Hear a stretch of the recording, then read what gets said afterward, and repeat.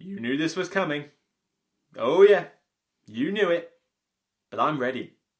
I'm ready for you all. So bring it on.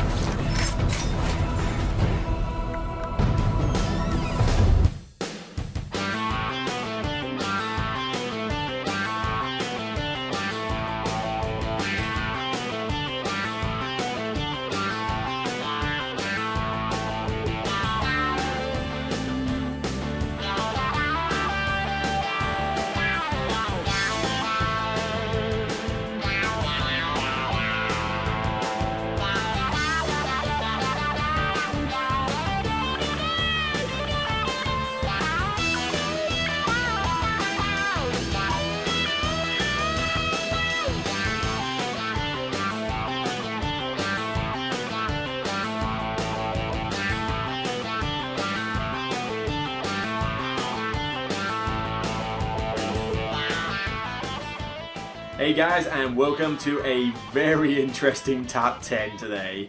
Yep, my little black book has had this one prepared for quite some time, and people have requested these two lists. Last time you saw me do a top 10 underrated games list. Some people wanted some more positivity in my reviews to get a little bit of balance from some of the raves I do. I like to do a bit of good and a bit of bad. I don't like it when people just do nothing but good. That's boring. You gotta have a little bit of the yin and the yang in order to keep things interesting and chop and change. Well, people requested I do an underrated and overrated games list. So last time you saw me talk about 10 games I own, notice I own them, that I love to bits and think they should get more buzz. And that was a cool episode to do. I got to feel really passionate about talking about games I love. Well, this is the complete opposite. This is basically me talking about 10 games that I think are basically why. Just why. Now, a lot of the times I can understand why people like these games. There are a few though where I just do not get it, and I never will get why these are talked about so much. Now granted, a lot of these are going to be games that are the hotness, because for something to be overrated, it must be the hotness. You can't talk about a game that's ranked 2000 on Board Game Geek and say it's overrated because, well, it blatantly isn't overrated. So all of these games, I think, if I'm right, are in the top 100. And a lot of them are in the top 50. It's just the way it is. Those are the games that are talked about, that are buzzed about. And some of them I love, some of them I don't. Now, understand this. If you are a big lover of these games, and I know some of you love these games, and I'm a minority, that's great. Enjoy it. Play it. I hope you get hours and hours of fun, and I hope it is everything you ever wanted in a game. I really don't mind. I may never understand why others like it. Doesn't mean I don't respect the fact that you do like it. I don't have a personal vendetta against you, unless you start sending personal attacks my way, in which case we do. But you know you are. And otherwise, just enjoy it. Who cares if somebody dislikes it and sends a comment on your Facebook thread saying, "Oh, I don't get why I like this game." Who cares? It's a debate. Yin and the yang, you get a bit of balance. How many times have I put up a picture of Sentinels in the Multiverse, one of my favourite game ever, and had certain people completely wreck it? That's fine. You don't like it, you don't like it. You can't please everyone. Not everybody likes the same thing. That's why we have such a good diverse hobby. Unfortunately, some people just can't get that point. Oh well, I digress. These are 10 games I'm just going to rant about. If you love them, great. It's nothing against you, nothing against your taste in games. They're just games I don't like. I'm going to explain why. I'm not going to just simply say they're bad and end it. You may disagree with a lot of it. But hey, that's the way that you get a good debate. Just keep it civil, okay? So, defenses are raised. I'm ready. Top 10 overrated games. You knew this was coming, Pete.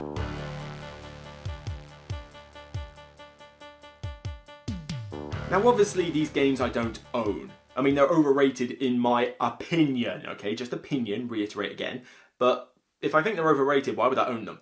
But that doesn't necessarily mean I detest all these games. Some of them I actually sort of okay, they're average to me. Some of them I detest, but some I think are okay, but I just wonder why so much buzz.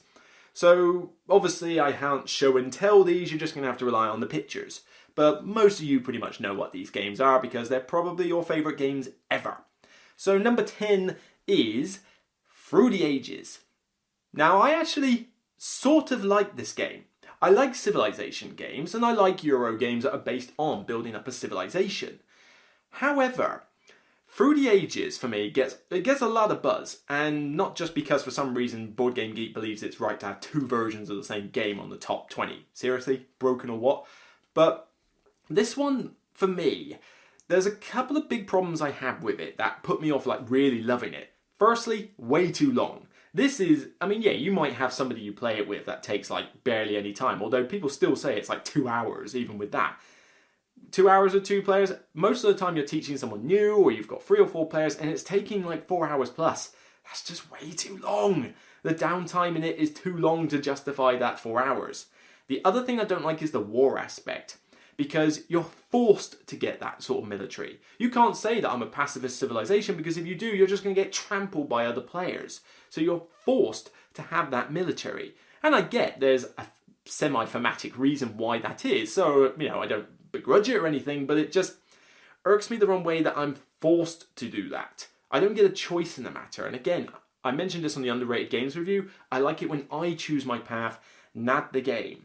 But I like the card system, I think it's a solid theme, I think the new edition of it, the 4th edition, is great looks, even if you have got to push around cubes, it's like fiddly system, and it's a nightmare to keep the rules in your head. But the other problem is that the app has completely replaced this. I mean, I have no desire to ever own the board game. Because if I want to play Through the Ages, and occasionally I do, I'll just use the app. The app is so much better. AI play, you can wrap up a game in less than an hour because you haven't got to put up with the extra sort of downtime of moving everything around or waiting for other players, and you can play with humans online if you want. So why would I want the board game when I've got the app? Another reason is because, I can actually show this one, this is why I think Through the Ages has got slightly overrated as well, because this exists. This is my Through the Ages counterpart, Nations. It's pretty much the same game. You take cards from a tableau and you build up a civilization. Except this one has a worker placement aspect to keeping your people fed and well done. Whereas Through the Ages was the corruption mechanic and those cubes and happiness, which both work well enough in their own regard. But this has so much more variety. Yeah, Through the Ages might have maybe slightly more cards, I'm not sure. But here, I don't have to do military at all. I could just have stability up high and have a stable civilization, and the wars won't affect me as much. But I could go mass military if I want. That's my choice. I can have a good range of buildings. And best of all, starting player powers. You're asymmetrical, you have different setups, and in this I have the Dynasties expansion. Oh my god, that made this game so cool. Because now you have loads of different player powers. You've got all the nations of the world, from America to UK to, the Mongolians to Vikings, and they all have completely different starting abilities and even player boards. Some are really good at getting other colonies. Some will want to have lots of wonders of the world. Some are great at having leaders. There's lots of variety, and personally, I'd rather play this. Through the Ages, decent game. But number 2, is it now on Board Game Geek? Or is it number 3? I think it's 3 now because another game knocked it off its perch. But yeah, really? Why doesn't this get more love? Through the Ages is fine, but I think maybe 3 is kind of pushing it. And get that 3rd edition off the list.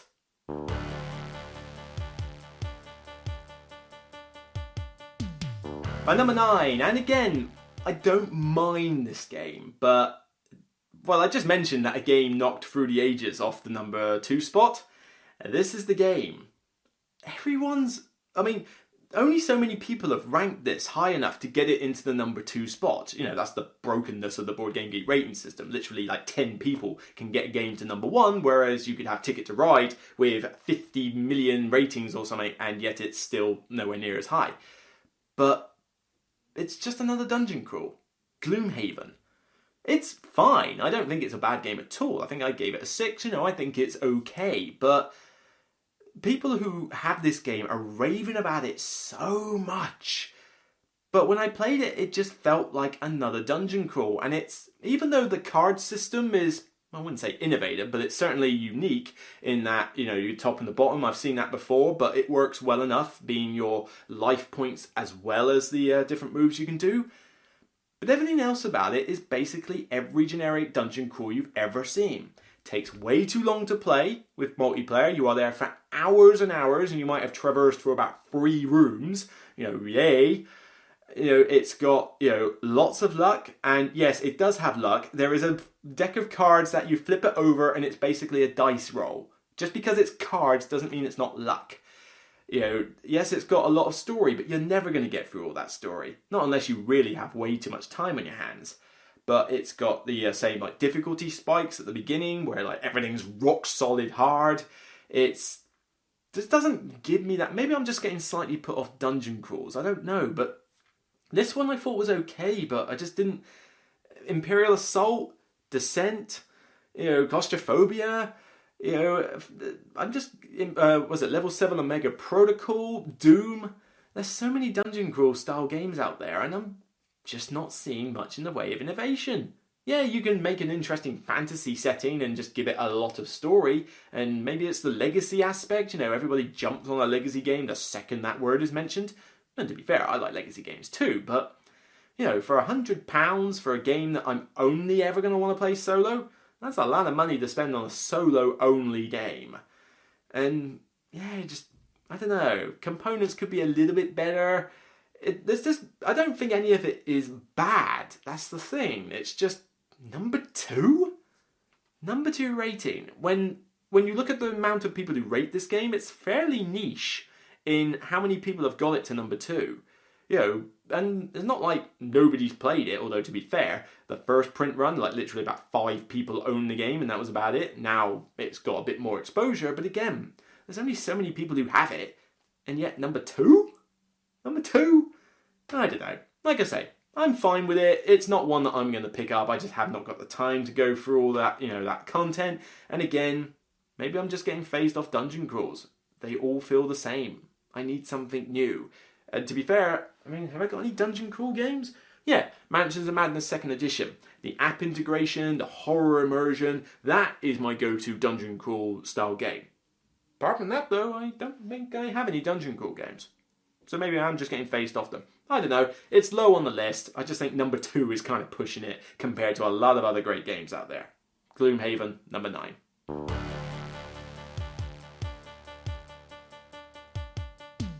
My number 8 is not one that I tend to see on Facebook and Twitter much, but when I'm at board game clubs or at other people's houses, everybody wants to play this social deduction game. Now, I love social deduction games. So for me to call this one overrated means that I really have problems with it. But you've got all the resistance games, I'm thinking every broad term of social deduction here. So in a lighter sense, Sheriff of Nottingham, but the resistance, Deception, Murder in Hong Kong is probably the best social deduction game I've ever played. There's loads of good ones out there. So why does Secret Hitler get so much love? I forget where it's ranking, probably low 200s, I think, or is it in the even low hundreds? It might even be 132 or something, last time I checked. But why? It basically plays like every other social deduction game, except basically now it's about fascists and liberals, and there's Hitler. So it's got a slightly controversial theme, although to be fair, the theme doesn't really bother me at all, because let's face it, you could paste any theme on this and it makes no difference. Maybe that's why people bought it to begin with. I think it's made by the Cards Against Humanity people, and the whole thing of, you get to find out who Hitler is, controversial. Maybe that was the initial introduction, I don't know. But with this, you're doing the classic, who's on your side and who isn't. And I like that aspect. But it does go on a bit, doesn't it? It's quite a long game for what it is. And the main problem I have is that deck of cards. The ones where the person looks at 2 of them or 3 of them or something, and then, it looks at 3 of them, chucks 1 and gives 2 to another player to decide, alright, it's going to be a liberal policy or a fascist policy. The whole game is dictated by that deck. And every game plays out the same. Every game I have played, the first thing I hear from anybody is, okay, 3 cards. Put those 1 away. Here's your 2. Okay. Fascist policy. I couldn't help it, guys. He gave me 2 fascist policies. What am I to do? Every single game I hear that. Seriously, there is like no other thing that happens in this game. It's just get dealt the cards, see what happens. I mean, it's random luck of the draw, as to what you get anyway. You might be completely good guys. You might be the liberals, and you just get dealt a bunch of red cards. Nothing you can do about it. The game just hosed you. Good luck dealing with it. But it's just simply a case of, a fascist policy passed. Oh, the guy gave me 2 of them. That's it. There's no other argument you can make apart from the guy gave me 2 red cards. It's just the same repetitive stuff every game. I mean, the special abilities that go off when you level up certain policies is alright, and I like the fact that, you've got that secret threat of putting Hitler in the Chancellor's seat or something, to auto-win the game, but I rarely see that happen. I've seen that happen maybe twice in all the games I've played, and I've played a lot of this game because people bring it to the club, and I'm there, and, I just sort of go with the flow and play it because I do like social deduction, but this one, why? Deception, the resistance, loads of social deduction games. Why? Well, I mean, there's more on my shelf. I can name more. Spyfall, Secrets was another good one. One Night Ultimate Werewolf, Bang the Dice Game, Werewords, all the other One Nights. Trying to think if there's any others. I don't know. No, that might be all the ones on my shelf. But there's, Burke's Gambit. That's a new one. That's half decent. There's a lot of them out there. But yet, this one is the one getting all the buzz. Don't know why. I just don't like that deck of cards, and I just hate hearing the same argument every single time. Maybe it plays differently for you, I don't know, but that just puts me off for it. So Secret Hitler, my number 8.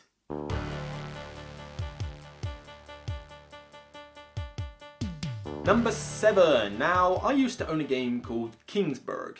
I only got rid of it because, I needed room for other games on my shelf, but I'm looking forward to the 2nd edition coming out. I also preferred Alien Frontiers. Let's see if I can get this one out, actually, because I feel this might address my point a little bit. Here we go, and, it's going to fall. Nope, here we go. So, Alien Frontiers. This is that style of game where you roll dice and allocate those, like worker placement style, to do various actions. I like that style of game. Kingsburg's a great little gateway Euro, and I think this is my favourite of the lot with Alien Frontiers. But actually, I'm going to take this out of the shot because people will think I'm calling that overrated. No way. But everyone raves on about Marco Polo. And I've played this several times. Why this one and not the others, though? I mean, for starters, those player powers, I get the idea that they're all supposed to be supremely powerful. It's a shame they're not all supremely powerful, though. I've played 1 or 2 in there, which I swear they're useless in comparison. So I can get a free camel on every turn. Oh, that's nice. Yeah, that's nice. What can you do? I never have to roll the dice ever. I have never lost a game where I've used that power. Basically taking all luck out of the game. Seriously? And you get a smeging camel on your turn? I don't know. I mean, you can make up your own opinions as to whether the powers are balanced or not. I know they're meant to be out there. But again, once you get past that step, what exactly is this game, doing that others haven't done? You have basically 2 ways to win. The various travelling around the map, or the contracts. The contracts is so much easier to win with than the map, though. I'm not saying you can't win with the map travel, but it is so much easier to just simply generate a few resources, get a couple of location bonuses just for giggles, and just milk through all those contracts. Particularly if you have one of the player powers, that means you can do what you like with the dice, or the one that gets you easier contracts, I can't remember, or like bonus resources on your turn. Just milk the contracts, easy, repetitive. Now, granted, you can win with the map, but it requires a lot more effort. And it's very dependent on what the other players do. Because there's only so many ways you can even travel around that map. Because I think there's only one main space that allows you to do it. And that can get easily blocked up. So, I don't know. I just never really got into it. I found that compared to Alien Frontiers and Kingsburg and other ones, I don't get why this one gets all the love. Especially as Alien Frontiers has a much more interesting theme with the retro sci-fi-ness. Granted, Kingsburg doesn't have much theme, but it's dirt simple, and you've got those location boards with the To Forge a Realm expansion, so you've got all the variety in what buildings you're allowed and how you start your setup. It's a great game, but this one gets all the love. And again, just don't see why. Boring theme, well, there's no theme in it. I mean, the whole Marco Polo theme is completely wasted. The powers are all over the shop, and I just don't get it. It's okay, I'll play it, but yeah, what did I rank this? A 5, I think? It just really didn't sell me the right way, I don't think. And if you like it, great, but I've got Alien Frontiers, and soon I'll have another Kingsburg, so why would I want to play this? Marco Polo, my number 7.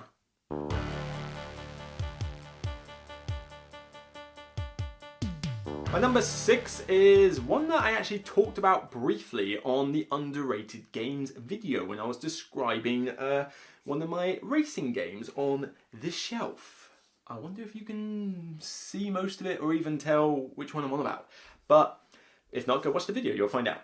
But this is a bag building game that everybody talks about. Everybody raves about it. It's played at my game groups. It's on Facebook a lot. But why this one? There's a fair few bag building games. I mean, I've still got Hyperborea over there in the corner, which, granted, is pretty generic, a bit like this one is. But I like the fact that you've got the map and you've got the different asymmetrical powers. I love automobiles. Introduces racing with the bag building, and I adore Coffee Roaster, that great solo bag building element. But this one, Orleans, again, okay, but the theme is completely wasted, it is ultra generic, and all you do with this bag building is you just take little tokens out of a bag, plonk them on a track, and level up something on another track. It's typical, here's my Euro game with a bucket load of tracks style thing. Oh, I can level up on the military track and this will allow me to do stuff. Oh, I can level up on the resource track. Tracks. Everything's about tracks.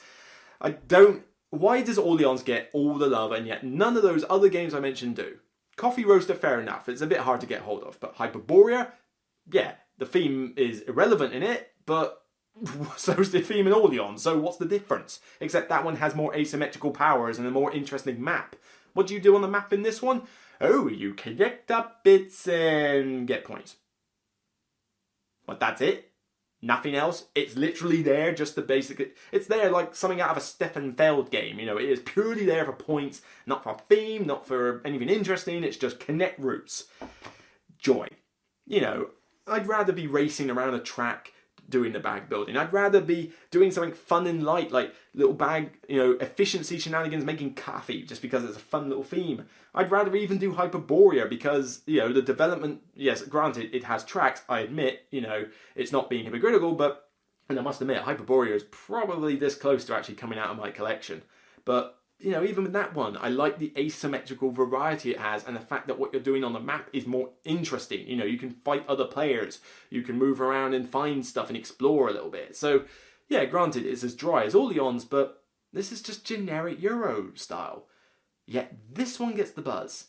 Maybe it's because it's more simpler than half the others, Automobiles requires a bit more depth with the racing aspect, and Hyperborea is definitely harder to learn than Orleans, so maybe it's just an accessibility thing. If so, great. I like the fact that some games are accessible and it makes it more open to players, in which case, great. If that's the reason, I'm totally on board with that. But still though, for what it essentially is, it gets so highly ranked, and when I've played it, I just get bored after a while, just doing the same in and out of the bag with generic Euro tracks and buildings. I don't feel like I'm playing any particular role or any particular path. I just feel like I'm leveling up tracks, getting victory points.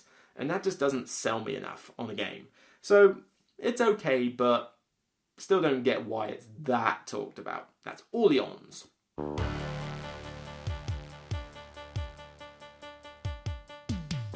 Oh dear. Number 5. Yeah, I almost thought this would be higher up on the list, but then I had to think, yeah, I hate this game with a passion. But only so many people are talking about it. It is a very niche game. You gotta admit this, even if you're a lover of this game. It is a die-hard group of fans that love this game. And even then, there are still some people who will rag on this game. And not just because it has literally practically no artwork whatsoever. Colour is a luxury item in this game. It's like, yeah, we have tokens that are nice and colourful. Yeah, there's the colour. Well, what about the map? the stupid square grid or something that looks like something out of a Scalextric set when you were 5. And then, what do you do in this game? Oh, you're building up your own food chain. Yeah, that kind of gives the title away. Food chain magnate, my number 5. Yeah, you're building up a food chain. Okay, great. So I'm not actually running the restaurant, I'm just running the food chain. Okay, I'll go with it. It sounds like an interesting theme. So how do you do this then? Well, every turn you are going to constantly shuffle up this tech tree of all your employees and redistribute them and do what you like. Okay, what timescale is this? Seriously, how often do I have to shuffle up these people and decide what I want to do with them? I mean, I don't change my role every week at work. Is this every year? Is this every, day or something? I have no idea. But for some reason, your roles around the place can chop and change like crazy. Okay, theme. But that's a small nitpick. What really gets me with this, though, and again, this is subjective like every other opinion I've had on this list, but I don't like, well, one, long games that don't deserve to be that long. This one always takes over 3 hours, if not 4 hours plus. And with four, I don't think it goes to 5, but 4 players with this, oh my god, I am there with so much downtime thinking, can you just hurry up and take your turns? I just want to get to mine so I can do my generic buy a, manager or something. Whilst my eyes are bleed from seeing all the artwork. It's like literally opening the Ark of the Covenant or something. And because that apparently would generate more actual colour than the rest of this game has. But I hate the fact that while it's so long, but it is super punishing. I mean, I don't mind some punishing games when they're co-ops, i.e. ghost stories, and a little bit of take that is not too bad, or a little bit of the game's fighting back, that's fine. But oh my god, this is super punishing. Because it introduces one of my most hated things in any Euro, which is pseudo knockout. In this game, well, actually, in a lot of other Euro games, you might get pseudo knocked out, which means that you are out of the running to win, you have no chance, but you are there for the rest of the game whether you like it or not. Now, if that happens when you're close to the end of a game, that's fine. If it's in the middle, it's a bit of an irk, but, as long as the game is short, that's not too bad. This one, though, if I'm going to be playing a game for 4 hours plus, I do not, within the first 20 to 30 minutes, want to find out that because I made a single wrong move, I should have bought this guy and got the advertising started or something. Or, I chose this when I really should have built that house because matey is there with the coke or something. Because I made one mistake, I am knocked out for the rest of the game. And I have no chance of pulling it back. This happens so often, and I'm not doing just to me, this has happened often with other players as well. If you're new to this game, you're going to lose. Flat, right, and simple. Somebody who knows the intricacies of this game, and yeah, it's a strategic game, I'm not going to deny that, but they will wipe the floor with you and wipe you under their boot. It's just going to happen. But yeah, if I know I'm out of the running, which you can call pretty easily when you're 20, 30 minutes in, I'm stuck there for another 3.5 hours, going through the motions, looking at the most horrible looking components in the world, and having no impact on the game whatsoever, apart from just trolling occasional people and trying not to fall asleep and trying not to go insane. This is one of those I just don't get, but it's a niche group. A lot of people, there's a lot of die-hard fans of it out there, but they are a small group when compared to the rest of the board gaming community. You've got to admit this. Just look at the ratings on Board Game Geek. Again, not many people have rated it to get it as high as it is, and you have to be a very particular type of Euro gamer to get into this style. But yeah, there's such die-hard fans. If you love it, great, play it. I hope you enjoy it. I mean, where you're finding all those hours to play it, I don't know, and why you don't like colour is beyond me. But I hate this game so much. Hate it. I'm glad that I'll never have to play this one again. Yeah, it's in the top 100. Of course I'm going to call this overrated. Food chain magnate. Just go away.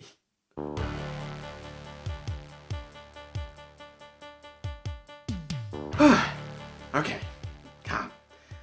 Oh god, it's going to get worse. Oh well, gotta keep going with this. Why'd you make me do this, people? Hey, why'd you make me?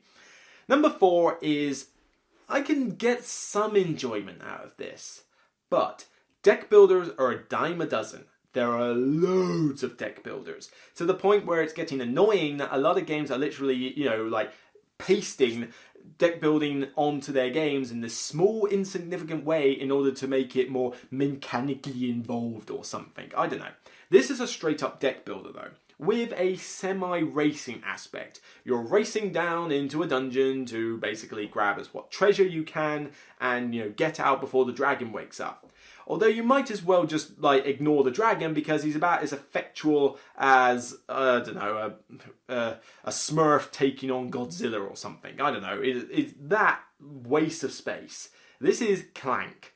Now, occasionally I have played this and enjoyed it, but everyone's raving about Clank. They're going, "Oh, I played it and it's so great." What about the other 50 deck builders that exist? I will still play the original Dominion with expansions or the base game. I like Dominion. Super fast. Love it. Valley of the Kings.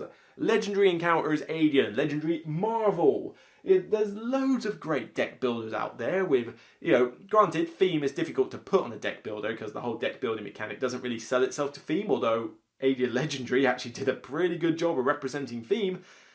But there's loads of great ones out there. Why Clank? I mean, some of the cards are frightfully unbalanced. The whole rush tactic is just a waste of time unless you want to be bored to death, because I tried that in my first game I played, and I thought, okay, I'm just going to rush in, grab something, get out. Literally, I rushed in and grabbed it and got out super fast. I then had to spend the rest of the game doing nothing as my guy moves along this little timer track to hurry up and finish the game, whilst everybody else is doing stuff with their cards, doing stuff with their deck, buying out loads of points, and the dragon is literally there, just basically going...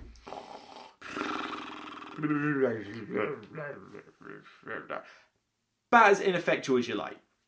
Waste of time doing that. So in other games, I've gone deeper, and I've grabbed more stuff, and I've won the game that way. But again, the dragon just does nothing.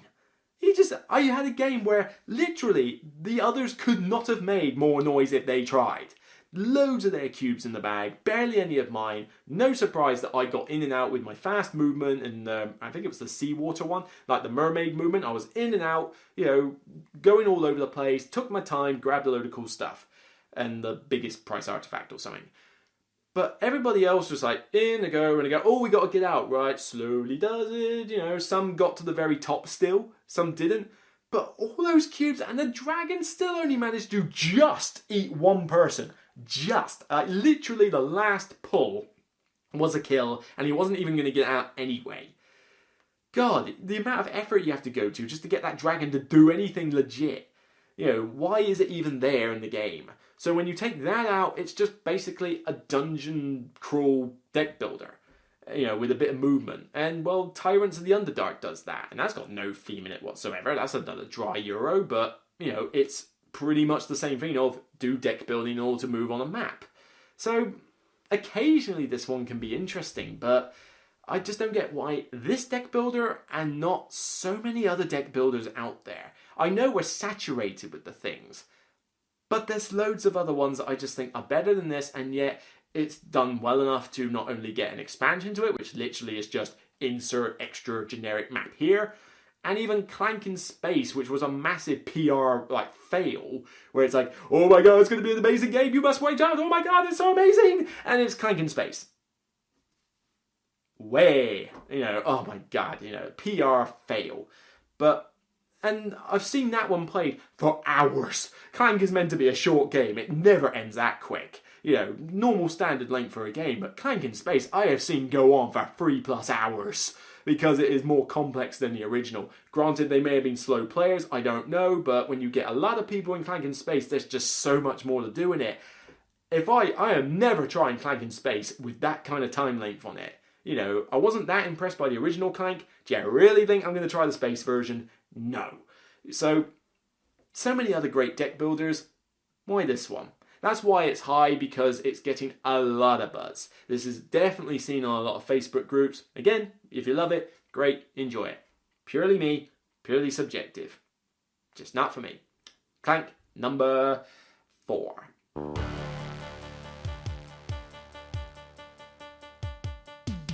Ooh, the top 3 overrated games, in my humble opinion, so stop telling me my opinion is wrong because it's just an opinion, yours is fine, do what you like, okay? The amount of times I've got to give a disclaimer like that these days. Hello, internet. But this one tops a lot of people's charts, particularly for the best game of 2016. And it's okay, I gave it a 6.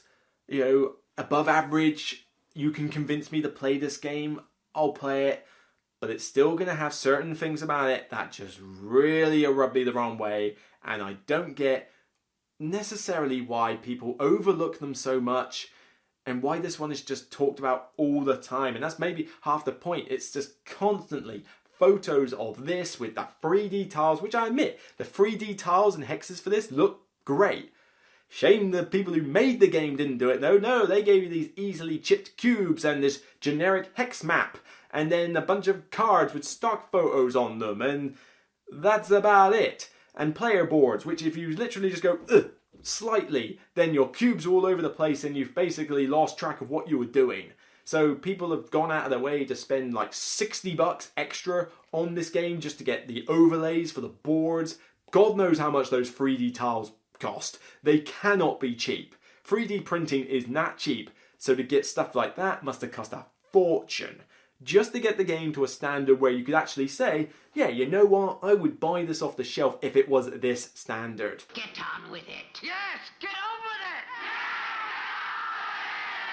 it! It's not just the component quality though. Terraforming Mars, why? I get that a lot of people love the drafting mechanic in it, and I like drafting. Drafting is fun. Seven Wonders, Sushi Go, Inish. I love a lot of drafting games. And I like the drafting in this. It's like, ooh, I get to pick one. Ooh, I better stop you from getting this. Okay, fair enough. But a few things that rub me the wrong way with this one. Like I say, I'll explain. Firstly, time length. You may decide that you can get this game done in 90 minutes. Unless you're playing with 2 players, I want to see a time-lapse video of that because I've never seen a 90-minute game of this without 2 players. Solo game is actually relatively fun. That's about the main way I would play this game. If I had it, I would play it solo. Because, to be fair, the game is mostly multiplayer solitaire anyway. Yeah, guy might be on a certain hex or something, or you might hate draft. But other than that, you might as well just not care whether the other players are there. But with 4 or 5 players, oh my god, this takes forever. 5-player game, first 5-player game I played of this, I literally was like the girl sort of stretched out in Aliens going, kill me! Because it literally took so long, I was dying of boredom. It really sucked. And, you know, I played it again, I had to get it reviewed, so I played it even more times, you know, thought, what am I missing here? What am I missing? There's gotta be something I'm missing with this game, because everybody loves it, I must find out the key. But length aside, another big problem I have is that I don't get to choose what I do in this game. I love being able to choose my own path to victory, my own thing. But you might get given a corp that says, you can grow all the trees for cheaper. Great, alright, I'm going to be the gardener of this game. I'm going to focus on getting trees all over Mars, and that'll be great. The deck basically smacks you in the face and says, no, you will do what I want you to do. Oh, here's a tree card you can do. Oh, what a shame. You need the temperature to be 12 degrees. Well, that's not going to happen for another 2 hours, so wasted card. You might as well chuck that away. But look, I've got all these science cards. Yeah, you wanted to be a scientist, didn't you? No, my corp says, though, do better with gardening. It's like the main advantage I have over other players. No, you want to do science, but you're giving that guy all the heat and power in the world, and he's getting loads of money off it. No, science, science, science. The deck basically dictates your game. There's an element of tactics to it, great, and I like tactical games, but not when they're 3 to 4 hours long. And in this, it's frustrating that your corp means nothing if the cards don't give you the deck doesn't give you the cards that work with it. You know, I want to choose my path. If I say I'm going to do the gardening and build loads of trees, I want to do that. I don't want the cards to tell me otherwise.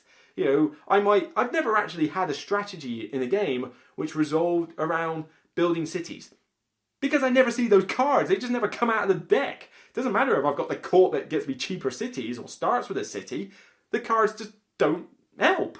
And even if you draft, there's a severe luck of the draw aspect, because not only do you need the cards to be relevant to what you're doing, but they also have to have the right prerequisites for temperature and oxygen, and that might be completely off.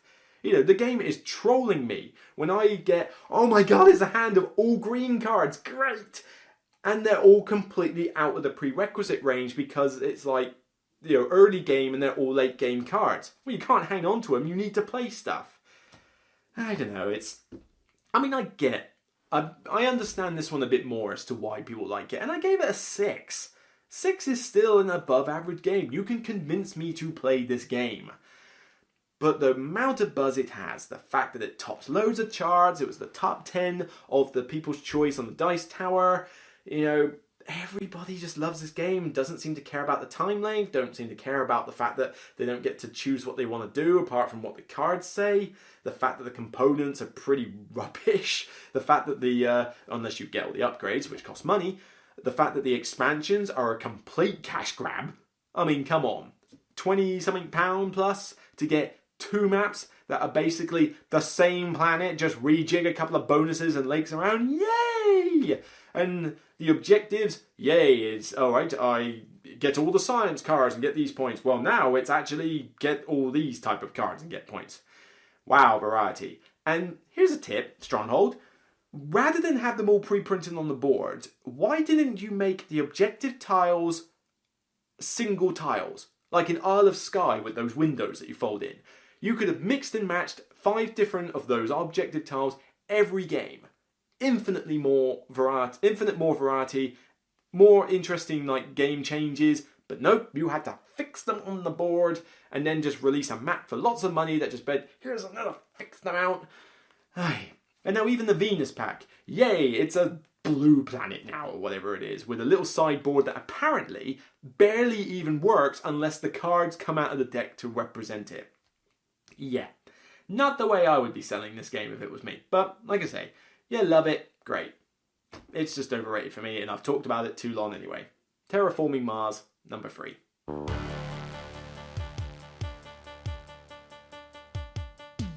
Number 2. I originally rated this one a 5. I think since then it's gone down. I would actually put this more at 3 or 4. I just don't get this one. I don't get it. And people talk about this as one of the best games of 2016. My favourite of 2016, and granted I didn't think it was the best year ever, but I mean there was Manchester Madness, there was Arkham Horror the card game, there was of course the wonderful Scythe. I love Scythe. That was my favourite game of 2016, and there were some other great ones besides. But everybody talked about Terraforming Mars, and everyone talks about this game. Great Western, who gives a monkey's what Wild West setting you picked for this game. Now, the designer I'm sure is a great bloke, and I loved Isle of Skye. It was in my top 100 somewhere in the middle. A nice sort of entry-level gateway Euro with interesting mechanics, colourful, board, building a map, and lots of variety in the objectives. Great. I thought, this is a designer that's going places.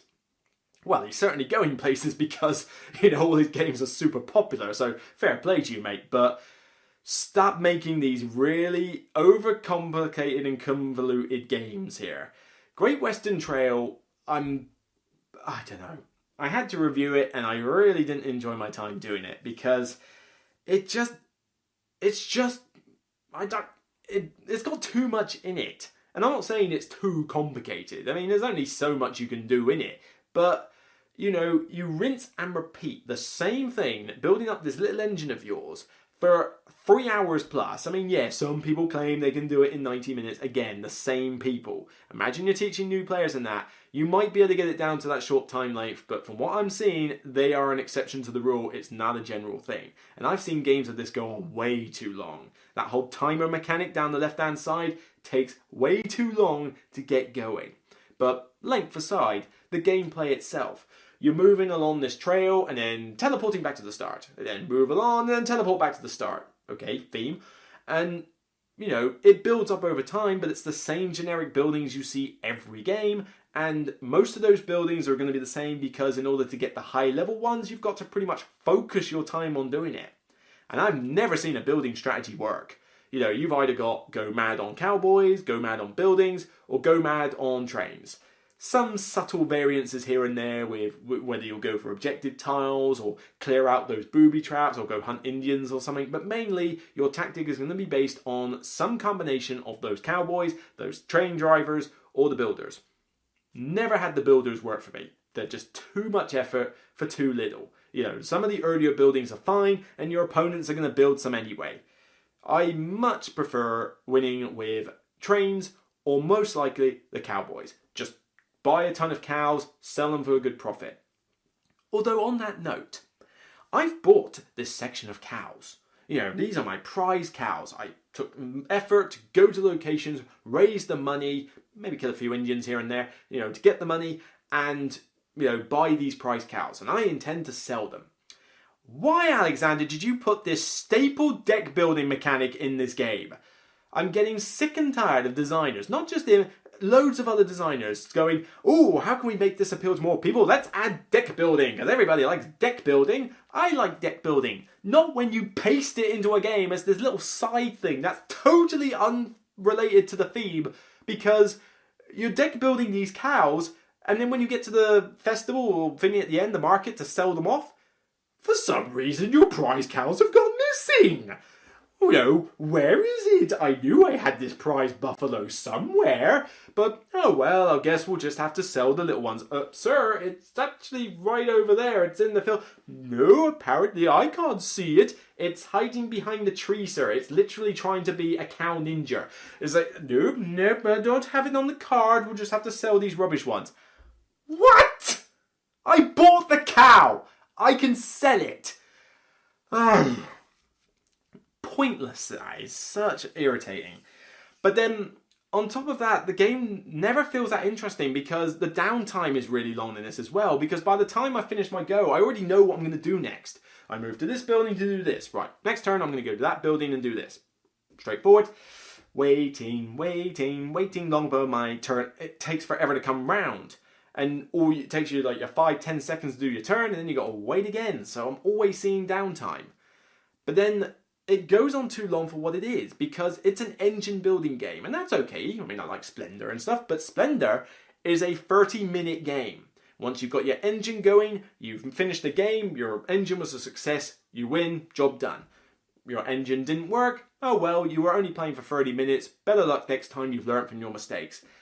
Here though, let's assume the game goes 3 hours, whether or not you get it shorter or not, let's assume it's a 3-hour game. Your engine is pretty much up and running within 90 minutes. And, you're just like, right, I've done it. Yeah, I can tweak it a little bit, slightly improve it, but the main emphasis of what engine I've gone for, whether it's mass cows, mass trains, this big money engine, this churning of victory points via this combo, whatever, you've set it up usually within the first half of the game. But then you've got to rinse and repeat and repeat and repeat and repeat the exact same thing, just watching this engine churn its wheels, turning the crank, watching the victory points come out. Couldn't it have not ended an hour earlier? That would have been so much more beneficial. I don't know. It's gotten worse for me as I've played it more. I mean, I like to interact with mates, so I'll play it now and again if there's nothing else on the table, but I will not hunt this out by any means, and I will barely understand why this over other Euro games. I mean, people will hate on Scythe, and that's a great resource management, cool, yes, the theme is lightish, but it's an interesting one. Not just, I buy cows and sell them, whoopee-doo.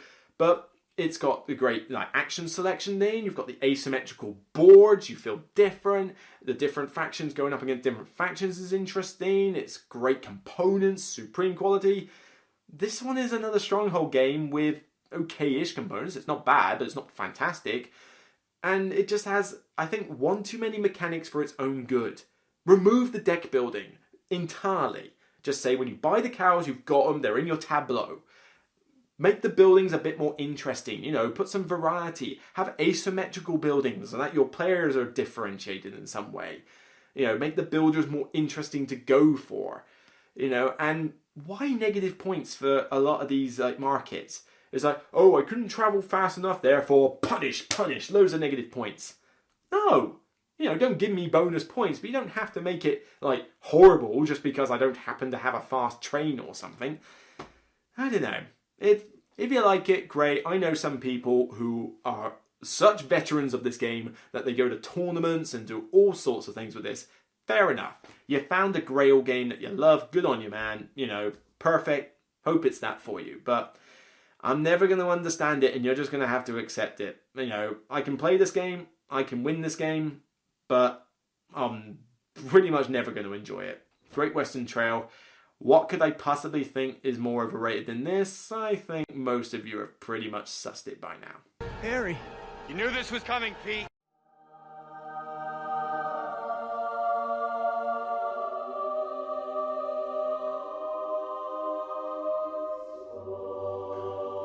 Oh, God. Why? You guys have called this already. You know this is coming. I have a reputation for hating on this game a lot, and I'm going to continue to do it, deal with it. But, you know, purely my opinion, I am a massive minority for this one. You know, I hear more people hate on Terraforming Mars and Great Western Trail, and even Food Chain Magnate, than I do about this one. I hear the occasional person say negative things about this game. But most of the time, it is constant Facebook pics, constant tweets, constant play. Well, actually, to be fair, I see more plays of it on Facebook and Twitter than I do at my club, but I see it brought out every now and again, and people are excited to play it. Fair enough. If it's that enjoyable for you, then fantastic, play it. Have fun. That's the main thing, you know. How many times do I have to say at the end of a video, remember, it's only a game? Whether someone hates it or loves it, go for it. But I am never going to understand why this game gets so much buzz. Everybody loves this one, yet it uses one of the worst themes ever, doesn't even have a theme, is dry and dull as all get out, has again one of those deck building stapled mechanics on it, which to be fair, it's barely even considered a deck, it's basically about like 5 to 10 cards. It has the pseudo knockout problem, it's, you know, the only good qualities I can even say about it is that it's simple enough that a child can learn it. Again, that's probably a reason why a lot of people like it, because it is very approachable. And, well, even if the artwork on the cover is rubbish and the game is not the most interesting to look at, it is colourful. I'll give it that. It looks bright, it takes up the space, and certainly will get people going, ooh, hello, what's this? You know, as they come over. So, fair enough. But for me, just for me, Concordia sucks. Objection! This isn't just one that I find overrated because of how high it is and how much buzz it gets. This is a game I loathe. I mean, it was in my top 10 hated games, I can't remember where, and it is just risen up and up and up to that point where I actually think this is my number one hated game. I used to really hate Power Grid, and I still hate Power Grid, but I haven't put it on my list. This is an honourable mention because I barely see anyone talk about Power Grid anymore, so I think it's kind of lost a little bit of its buzz, even though it's still hugely popular, fair enough. But this one, what's caused this resurgence? Because a while back, you barely even knew this game existed. And then all of a sudden it's like, yay, everyone's playing Concordia. Was it just the reprint? Was it literally just that reprint with a slightly less demonic looking girl on the front cover that did it? I mean, fair enough, you know, Jamaica had the same thing. Nobody knew that game existed until it got hyped up and then reprinted. So maybe it's that effect. And I get, it's simple. It's so simple. A child of 8 years old could easily learn and play this game, and they have. I've seen it happen. And they can understand it and do well in it. You know, the mechanics are so simple. The strategies are pretty much so simple, especially when you look at the cards and realise that half of them are rubbish anyway. But I hate it so much. I mean, mechanics aside, I find it so dull. You basically, this is the game. Move around a board, occasionally move some other little like character along, and place a city tile down, which is just a tile, gets you a generic resource, doesn't matter if one's rarer than the other, it's just a resource. You buy it for this much, you sell it for that much, you make money, rinse and repeat, go across the game board and expand. It is a trading in the med game. This is a theme that wasn't even fun when it first came out. It has now died. There are so few trading in the med games these days, and I'm so glad of it.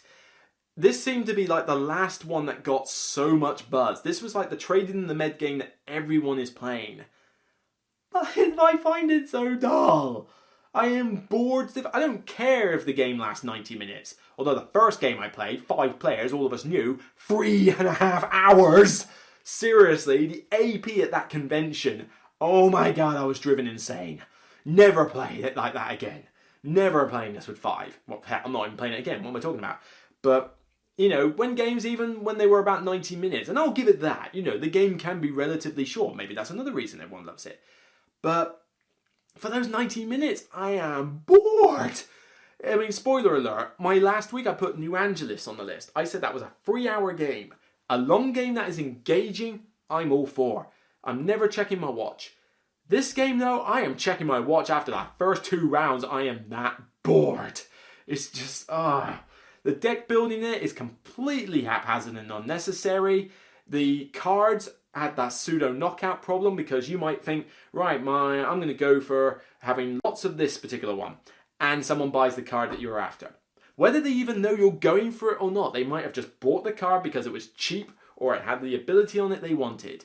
And if that happens several times, you're done. Because the game does not last long enough for you to recover from that. So again, pseudo knockout. But then half of the cards aren't that great anyway. I mean, points for being in every province and having cities all over the map. Every time I've won this game, always with those. They get you so much. Having lots of a particular resource, not worth it. Because if you have got lots of a resource, you're really not doing well on the others and you need a balance of everything. So you're either getting lots of cities or you're doing a balance. That's the only way I've won this game. You know, 1 point for every 10 money. Woo! Yeah! Nobody has won with that one. And certainly I've never seen it. Like I say, don't prove me wrong. I'm sure maybe somebody there has. But, just pseudo knocked out. Trading in the Med. Dull as ditch water. I just don't understand this one. And yet everyone talks about it. Everyone loves this game. I'm like literally the 0.00001% of people who hate this game. Fair enough, it's just me. Everybody has their nemesis game that they cannot stand, and some people will call my Sentinels in the Multiverse that exact nemesis game. Fair enough, it's a good laugh to hear you talk about it in that way, but for me, it's Concordia. I hate this. I loathe every time I see a picture of this game. I loathe every time I see it in anybody's collection. When they bring it to a game night, I will avoid it at all costs. Whether or not, if you love this game, great. Fantastic, love the game, play it, but I will never, ever, ever understand why it gets this much love. Concordia, my number 1 overrated game, possibly even my number 1 hated game. Oh my god, whoa, that was an interesting one to sit through. Slightly enjoyable though. I do like talking positively about games, and that's the bit I get the most enjoyment from, but occasionally you just need to balance it out with a nice little rant at time. Get it off your chest and just go, that was nice, you know. People will box and punch a punching bag or whatever and to let some steam out. Hey, I can rant about a board game and do the exact same thing. Now again, remember, this was top 10 overrated games, and I better speed up a bit because the lights are starting to die a bit, I've noticed, but this is top 10 games in my own insignificant opinion, okay? I'm not in the industry, as some people call it. I am just a guy talking about a hobby he loves. That's it. I don't get paid to do this. I'm not endorsed to do this or anything. I do this on top of a, giant accountancy job. This is something I fit into my limited spare time. It's just because I love talking about games. Whether I'm talking positively about a game or bashing a game, I love talking about them. But if you love these games, fantastic. I have never looked down upon a person for liking a game. Your favourite game out there could be Uno. It could be Uno for all I care. It could be Pit. And I will still think, hey, you're playing a game that you love, gives you enjoyment. It is your excuse to get your spouse, your children, your family, your friends around to a table for a game night and catch up and enjoy your time. If that's what the game does for you, regardless of whether I hate it with a passion, fantastic, enjoy it. Don't care whether I like it or not, because it's your opinion as well at the end of the day. Our opinions will differ. I know loads of people are going to hate on this because they think, oh god, why are you ragging on these, like, you know, sacred cows of games? It's just my opinion. You have yours, I have mine. We may disagree, we may agree to disagree, but we'll have an interesting debate while we're at it. I'm not getting personal. I don't want you guys to get personal either. But like what you like. Concordia, Great Western Trail, Terraforming Mars, the three high ones. These are sacred cows. I just don't like them that much, and one of them I hate with a passion. If you love them though, if they're your top 3 favourite games, then fantastic, because it means that you're playing a game that a lot of people love, so you're always going to find players to play them, and you're going to have a great time. Go with it. That's what the board gaming hobby is all about. The fact that we can enjoy these games with each other. The fact that we have such a diverse range. Thousands upon thousands of games are released every year now. The board gaming hobby has just gone nuts. And as much as I think we've kind of overshot a peak and we're starting to hit a downward trend of innovation in that, it's still, you know, such a wide variety. There are games that I love, there are games that you love. I can get all of these to the table with people, you can get all your games to the table with people. You could like the most, in my opinion, like driest and dullest 18xx train game in history, but you love it, great. For me, I can just choose something else. There's something for everyone. That is what makes this hobby great, and people have just got to realise that everyone is different, everyone has different opinions, and whether you talk good about a game or bad about a game, it's just a game.